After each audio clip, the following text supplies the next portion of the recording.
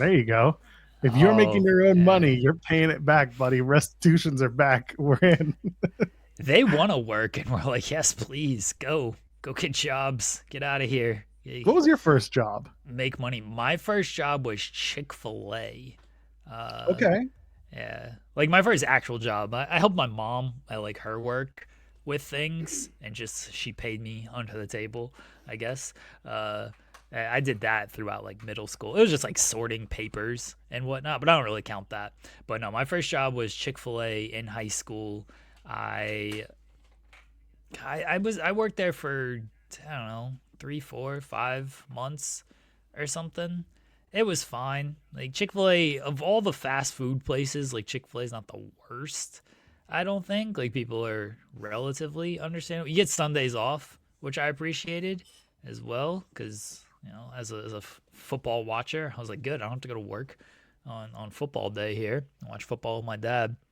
But yeah, Chick-fil-A was my first job. I think everybody should be forced to work in fast food or retail in their life, so they have to deal with the assholes that come in there, and you get really good life, good or bad, like it could turn out really bad of how you have to deal with people, but it could also be good of like, yeah, this is how people act in the real world. Your little sheltered school life and home life is not what it actually is when you get out there and somebody is mad because the cook put pickles on your Chick-fil-A sandwich and you said no pickles, and I'm like, I apologize that I grabbed the one that said no pickles. I'm sorry that there are pickles on there, and they do not care. They're like, no, this is your fault. And I'm like, it says no pickles on the thing. I'm sorry that there's pickles on it. Like,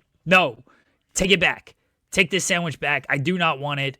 And then they're throwing a big Hufflepuff at you because they got a sandwich with pickles on it, even though the sticker says no pickles. You learn some life lessons from these people. So To I say, think everybody should be forced to work fast food or retail.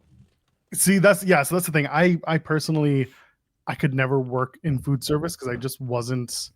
It just that wasn't for me. But retail, I was totally fine with working in sales or working just retail because I worked. I think I told the story before. My first job was well, that wasn't like working at the summer camp for kids, like the JCC sports summer camp. Was working at Battery Plus. Shout out to Intertank Canada. You don't exist anymore. You eventually became part of the Bell family. Anyway, I worked for Battery Plus, and I helped that store avoid shutdown for about 3 times in a year. They hired me. I worked my ass off. And they didn't sell just batteries. They were selling like digital cameras and digital photo frames. Remember, those were a big thing, and like cell phone plans and cell phone services. So I was doing that, and like they kept coming back to the store being like, oh, we might close you down, but also your sales numbers are up exponentially, so we have no reason to shut you down. We're like, hell yeah, let's go. So yeah, I do think working retail is a huge educational opportunity. For it's a big learning opportunity for teenagers, especially, or just anyone who needs to understand the workforce and get an understanding of what people can be like at their best and their worst. And I've learned over the years to be as nice as I can to these people who work those services, because you're already underpaid, you're already undervalued, you're already underappreciated, and everyone has a day, and whether it's a good or bad day, I try to remind myself, put it aside. They're not affecting your day. They're not the reason you're having a miserable time with whatever. Just say thank you, and that's it. That A&W that you went to when you came to visit. Sometimes they are the reason you Yeah, listen, to get your they're pickles right, affecting things. that's different. But they're not. They may be adding to your problem, Mr. Pickle, but like they're not the reason for the problem. Okay, Not in that scenario, but in some scenarios, some people are like miserable pricks. Yes, some people are miserable pricks. like if I hand them a 20 and the food costs, I'm using simple math here. I don't do high level math. If I hand them a 20 and the food costs $5, yeah, sure, I wish. And they hand me back 10, I'm like, "Wait a second. Can you count? What's going on here? I'm owed 15." And they're like, "No, you handed me 15, so I gave you 10." Like, "No, I handed you a 20. then it's their fault, is they can't count, they can't do math, the little register screwed up. I'm not saying this has actually happened. I'm using this as an example of sometimes it is that person's fault, and sometimes you do got to take like a hard stance if they're trying to push back on things. I don't like pushing back on things. Yeah, I didn't hand them a $15 bill. All right, I said it was poor math. Look, folks, I wasn't doing difficult math out here. I used change or something. You know, you hand them a quarter and they think it's a nickel, so they give you a little bit less. I was like, no, that's a quarter, not a nickel. And like, no, you handed me a nickel, not a quarter. There, use that example, jerks, in the chat. But it could be their fault. You know what I mean? It could also be their fault. That's true. So the A&W that you went to when you visited me, and they didn't have the hot dogs. But anyway, yeah, that was bullshit. That's you should have taken it out on them that time. But I went to I go to that one. I bring my kid there, and sometimes we order food because it's close to our place. The other day, I went in to pick up some dinner that I got at the last minute for my wife and I. And I get in there, and the person who's working behind the counter, there's an area where you can go and order, and there's an area where you can go to pick up through mobile app. And I done through the mobile app, which I usually do. I go over and I stand there, and he's like, "Hey, Joel." And I was like, "Oh, son of a bitch." I am like, this is not good that y'all know who I am now. I come there way too often. Now I got to stop. It's not good. I'm still going to keep going. Who am I kidding? I'm putting pile driver finisher in a timeout, saying it was a bad example and it's a worse example. It was a fine example. Pile driver finisher. You're getting pile driven into timeouts. Wow, that was good for you. I forgot how we go. Yes, so my child needs to get a job as soon as possible is really the point of all this. Yeah, we hope he'll be fine. He will be fine. He woke up. He was already feeling better. He's got a runny nose, and he's gonna stay home from school and just hang out for the day. He needs a rest day. We all need a day off sometimes.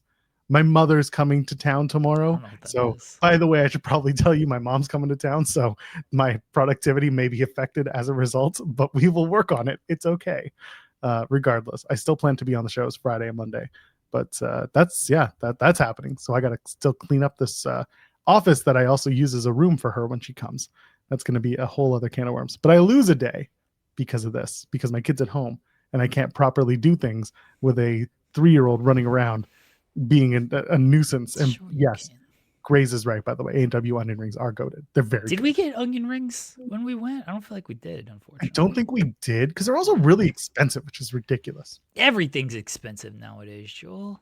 That's true. There was a time when A&W onion rings were like $3, and now they're like $6, and you're like, what are you doing? And they are delicious, so I get it. Zeno Hour saying, get my mom on the show. My mother does not like being on camera, which, like, granted, your mom calls in. You don't want my mom around for this. Trust me. I think we do. Yeah, we'll see. We'll see. She can wear a mask or something. Put the La Parka mask on there. Yeah. Give her the La Parka mask. That's true. If I tried to give her the Ray mask, she'd see the cross on it and be like, absolutely not. No. Jewish mom will immediately see the cross and be like, what are you even doing with this? Just get her off to the side and she can, project a little bit. You know, I can also just give her a handheld mic and have her stand off to the side because I do have a soundboard. There you go. Okay, yeah. See, we're troubleshooting this here. We'll see. My mother is not a content, Joel. Think about the content that we're creating. I'm afraid of what comes from that. I got plenty of content coming for y'all. I gotta do an interview on Sunday. That should be a lot of fun. Looking forward to it. Not here, not live. You're putting out with your mom, so who cares? Oh, we're gonna talk to Steve Macklin again. Tired of this dude. Me too, but we're gonna crack it open, baby. We're gonna get all up in there. There's plenty more over on Fightful Overbooked. Click that subscribe button, tap that bell, get your notifications. And while you're at it, like the videos, interact with them, say some stuff. We want to hear from you.